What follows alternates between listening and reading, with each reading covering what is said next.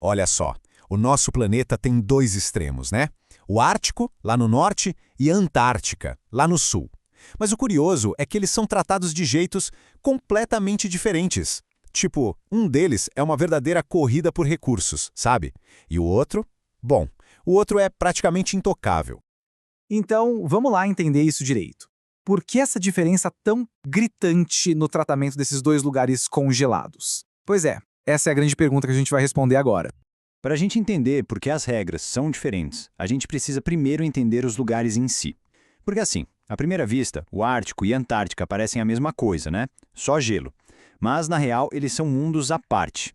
Bom, vamos aos fatos. O Ártico, lá em cima no mapa, é basicamente um oceano congelado, cercado por terra de vários países.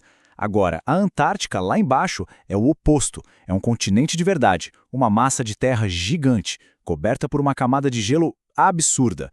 E se a gente fala de frio, bom, o Ártico é frio, claro, mas a Antártica é outro nível. É o lugar mais frio, mais seco e com mais vento do planeta. Pense em temperaturas que chegam a 65 graus negativos. E não é só na geografia que eles são diferentes, não. A história da ocupação humana também é da água para o vinho. O Ártico, por exemplo, é habitado há milênios, desde mais ou menos 300 anos antes de Cristo. Ele é mais perto da Europa, da Ásia, então as pessoas chegaram lá. Já a Antártica é o continente mais isolado do mundo. Ninguém nunca morou lá de verdade, sabe? Não tem população nativa. Quem está lá hoje é basicamente cientista. E essa facilidade de acesso a essa história de ocupação no Ártico leva direto para o cenário que a gente tem hoje, uma competição bem intensa pelos recursos naturais gigantescos que existem por lá. E o motivo dessa briga toda é bem claro, né? Dinheiro. Olha só esse dado. Segundo o Serviço Geológico dos Estados Unidos, a estimativa é que o Ártico guarde, debaixo do gelo, uns 30% de todo o gás natural do mundo que ainda não foi descoberto. É muita coisa. E não é só gás, não. A mesma pesquisa aponta que lá também podem estar cerca de 13% de todo o petróleo do planeta que a gente ainda não encontrou. É uma fortuna debaixo daquele gelo todo.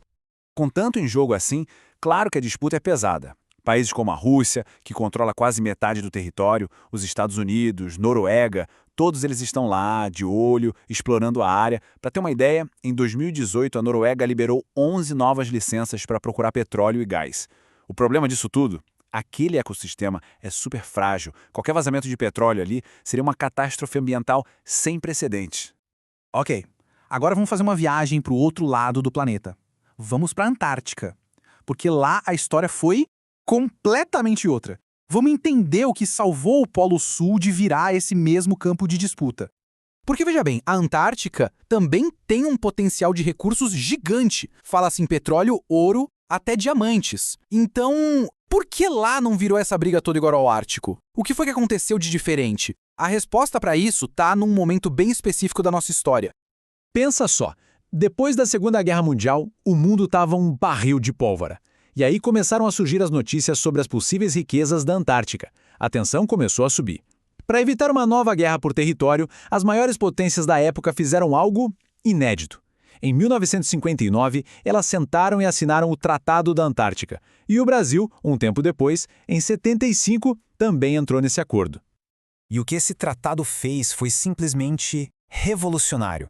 Ele basicamente disse: ok, este continente inteiro é uma reserva natural, um lugar dedicado só para a paz e para a ciência. E mais, que ele não pertence a um país, mas a toda a humanidade.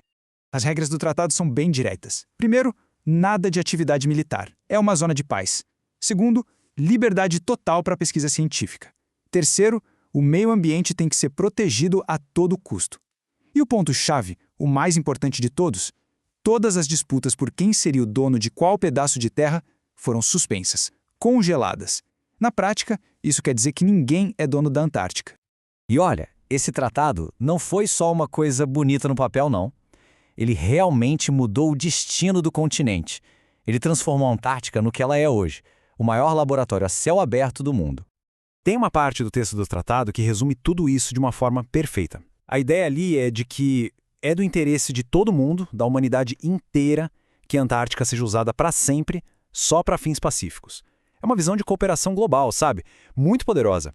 E isso acontece na prática, no dia a dia. Hoje, vários países têm bases científicas por lá. O Brasil, inclusive, tem a sua, a Estação Comandante Ferraz. E o que acontece nessas bases é incrível. Cientistas do mundo todo trabalhando juntos, estudando tudo, desde as mudanças no nosso clima até os mistérios do espaço.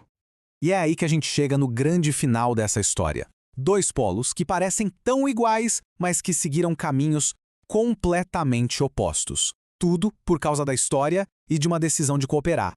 Então, para fechar a conta, vamos colocar um do lado do outro. De um lado, o Ártico, um lugar de disputa entre países, de exploração de recursos, de briga por território. Do outro, a Antártica, um símbolo de cooperação, um continente para a ciência, governado por um acordo que colocou o bem de todos acima do interesse de um só. Dá para resumir assim. Na Antártica, a paz é lei. É obrigatória. Já no Ártico, a paz é uma negociação que nunca acaba, sempre tensa. E tudo isso deixa uma pergunta no ar, né? Agora, com o gelo do Ártico derretendo e abrindo caminho para mais exploração, será que a lição que a gente aprendeu com a Antártica, aquele modelo de cooperação, não poderia servir de inspiração para o futuro do Polo Norte? Fica aí a reflexão.